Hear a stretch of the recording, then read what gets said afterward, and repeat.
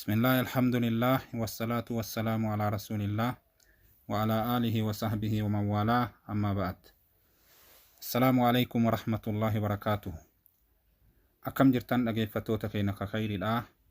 الحمد لله رب العالمين. ربي نجها ولن دي بسفارون كيساتي جتشا مير كنا وان إلى لجتشا حديث نبي كينا كنا من إرانفت اتدلقو جتشو ورزبنا كنا سنرى وليفاسوينا اتلحاد دان اسنين جد دوبا. نبي محمد وانجا صلوات ربي وسلامه عليه من ستر مسلما ستره الله في الدنيا والآخرة. من ستر مسلما ستره الله في الدنيا والآخرة. نمني نما مسلمات ستره نمني نما مسلمات ستره ربي سبحانه وتعالى إسا ستر الدنيا فأكرت اللي جاء النبي كين عليه الصلاة والسلام. نمني ستران سن يوفد شبابها تو يوفد شباب دتي هاتو يوفد من قدتش هاتو يوفد من قدتي هاتو نمني ستران سن كما فد هاتو يو ستران غافسا ربي سبحانه وتعالى الدنيا فأكرت نما سترونكم مالي yoo dhoysan badii isarraa argan facaasuu baatanii nama tokko ka badii dalagu yoo argan waan rabbiin haraam godhe waan rabbiin dhoowwe ka dalagu yoo argan isaa kana himuu baatanii isaa kana sattaruudha duuba. Isaa kana sattaru isa dhoysuu isa sattaruu jechuun isa dhoysu hamtuu isaa sandirree baasuu dhabuu ka irratti argansan isaaf immoo nasiyaa dhaamu. yoo jahalin ka itti ergitu taate agartee gorsanii irraa deebisu yoo lubbuun ka itti taphatte taate illee gorsa kennanii fi irraa deebisu. Bifa kanaan isa gorsan duuba yaa obboleewwan keenna ni sattaran nama muslimaa eeybii isaa hin facaasani. In sattaran nama muslimaa, in sattaran intala muslimaa, in sattaran gurbaa muslimaa, in sattaran manguddicha muslimaa, in sattaran manguddittii muslimaa duuba. Namni tokko إمام أحمد ابن زعيم جدانيني قصة أغرتي ابن كثير تنو أديسي عليه رحمة الله وان جده تلي تكا أغرتي كا زنا الراء الفويته إمام تجكنا إساء أغرتي كا مزيد الرابه غلغلا إشائي بود اتلفته إسي هجابك أبدو تنقابك أبدو تإني فول إسين بينتون waan jetteen yaa imaam an zinaa dalageetin jira zinarraa ulfaaheetin jira nagaafatanii ulfi kun eessaa fiddenaan jennaan si himadhe isatuu agartee jaarsa kiyyaa isarraa hin ulfaaye jedhe isatuu agartee jaarsa kiyyaa isarraa hin ulfaaye jedhe akkuma nama agartee nikaa hidhatee isarraa ulfaayeetitti jaarsa kiyya ka haqaati jettee isa himatte akkay jedheetin si himadheena sattari rabbi si haa sattaruu jetteen duuba. Maal deebiseef imaamtichi kun? Mee maal deebisaaf sitti fakkaata osoo si taate? Akkam deebiftaaf osoo dubbiin akkanaa kun sirra dhufe? Osoo wanni akkanaa kun si mudate akkam jettaan? Mee yoo ufirratti deebisanii hiikan malee dubbiin gariin namaan galtu ufirratti deebisi hiiki ilaali duuba. Deemtee abbaa feetirraa fuutee naan maqaa balleessitaa jedhee itti hin iyyine hin arrabsine hin xiqqeessine imaamtichi kun maal jedheen duuba. Isii tana hin beeku ati intala eenyuti hin jenneen obboleettii eenyuti hin jenneen ganda kamirraa hin jenneen eessa galtan jenneen eessarraa dhufte hin jenneen warra biyya kanaati moo warra biyya biraatii isii hin gaafanne. Akkuma isiin jettetti qeebalee fi waan jedhee waan dubbatte san malee waan biraa hin himin jedheen duuba. Inni jaarsa kiyyaa isarraa ulfaayee san malee waan biraa hin himin jedheen kalaas. Haganaan biraa deemte gammachuudhaan. Eeganaa ilmoonni dhalate. Inni imaama gandaati nama mara isa beeka. Dubbii facaate isiin facaafte isarraa ulfaayee dhale jette. Isarraa ulfaayee agartee daye jette. yeroo kana agartee namni martuu itti deemee abboo rabbi ilmoo sii kenne maasha Allah mabruuk jedhaniin duuba namuu itti deeme baga gammadde jedhaniin baga rabbi ilmoodhaan si gammachiise aamiin jedhee tumaan callisa. Bifa kanaan agartee kaa ganna lama deeman eeganaa ilmoo kanaaf akkuma waan ilmoo isaa ka haqiiqii ta'etti akka nama agartee isiidhaan wal dhabeetiniin ilmoon garaa isiititti hafeetitti ilmoon ka isaa ta'eetitti qallaba ilmoodhaa baasee ji'arraa agartee mallaqa itti erga namaan ilmoo saniif naa geessaa jedhe akka kanatti agartee kaa isitti geessanii osoo akka kanatti isitti geessan waggaan 2 gahe gaafa waggaan 2 gahe ilmoo azalli itti dhufeeti du'e ilmoon duunaan ilmoo fuudhanii awwaalaniiti namni taaziyaa isatti yaa'e isbir jedhaniin obsi jedhanii rabbi sii kenne rabbi sirraa fudhate aamin jedhee cal'isa isaa akkanaati halkan keessatti itti dhufte ammallee isiin itti dhuftee yaa imaam ilmoon rabbiin agartee ka naa kenne sun ka akka maleedhaan an argadhe sun du'eetiin jiraa mallaqa akka gaafa agartee ani si himadheeti ati namaannatti ergaa turte san tokkollee nyaanne walitti qabeetiin jira kunooti mallaqni kanaa hodhuu jetteen duuba mee akkam jetta osoo si taate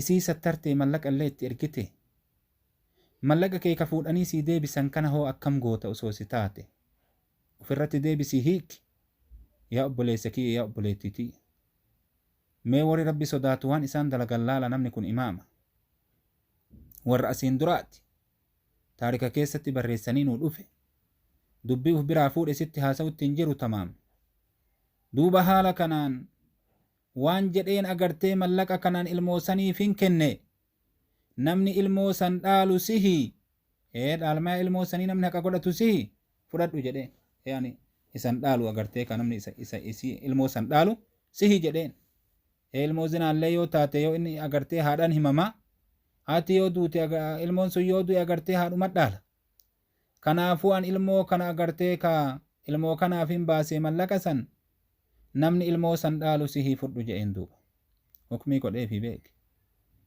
akkasitti agartee mallaqa fudhattee biraa kutte yaa obboleewwan keenya akka kanatti sattare duuba na sattarii jettee rabbi si haa sattaru yaa obboleewwan keenya warri asiin dura akkanatti wasattaran man satara musliman satarahu Allahu fi dunya wal akhirah hadiisa nabii keenyatti dalaguuf akkana dalage namni kun hadiisa nabii keenyaa kanatti dalaguudhaaf akkana dalage man satara musliman satarahu Allahu fi dunya wal akhirah rabbiin keennallee waan jedhu subhaanahu wa ta'ala inna alladhiina yuhibbuuna an tashii'a alfaaxishatu fi alladhiina aamanuu lahum cadaabun aliimun fi dunya wal akhirah akkana jedha rabbiin keenna subhaanahu wa ta'ala yaa subhaanallah rabbiin akkana jedha isaawwan agartee ka jaalatan facaasuu maal faahishaa fokkinna agartee ka facaasuu ka jaalatan fi alladhiina aamanuu isaawwan amananiin keessatti kuni beeki warra agartee naman sattarree ka agartee ka ilma namaa kana eeybii namaa kana facaasuudhaaf dhaabbate subhaanallah gama kaanin ormi kun sifa munaafiqaa qabani lahum cadaabun aliimun fi dunya wal aakhiraa jee rabbiin subhaanahu wa ta'ala isaaniif tahaadha azaabni laalissaan addunyaa keessatti akkasuma aakiraa keessatti illee jee rabbiin subhaanahu wa ta'ala yaa obboleewwan kiyya azaaba addunyaatii fi azaaba aakiraattu illee jira zabana hukmiin shari'aadhaa agartee lafa keessa jirtu zabana nabii keennaa zabana abbaa bakrii zabana umarii zabana usmaanii zabana aliyyii zabana gaggaariin ormaa biyya bulchaa ture gaafa diiniin rabbii akkaan agartee itti dalagamu gaafsaniin keessatti warra agartee naman sattarre ka eeybii namaa facaasu kana ulee 80 isatu mandirra isaa keessa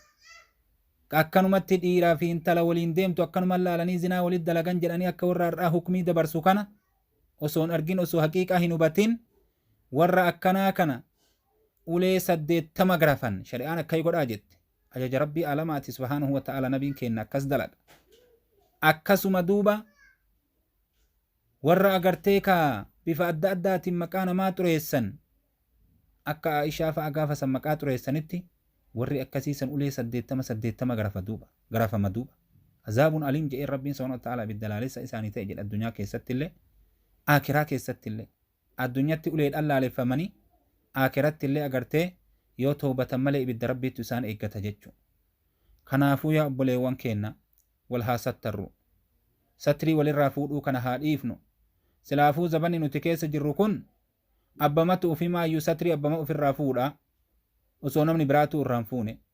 Dubartiin akka isin agartan kanatti intarneeta gubbarra ol yaatee waan rabbi hin jaalanne waan ilmi namaallee hin jaalanne ka gurri namaatii agartee ka du'aa ka silaa qaanyii ka silaa saalaa ufii haasoyti. Subhaanallah hin ajjinaa minuhu. Dhiirti akkasi hishmaa ofirraa fuudhanii jiran waan rabbi silaa isaanii kenne.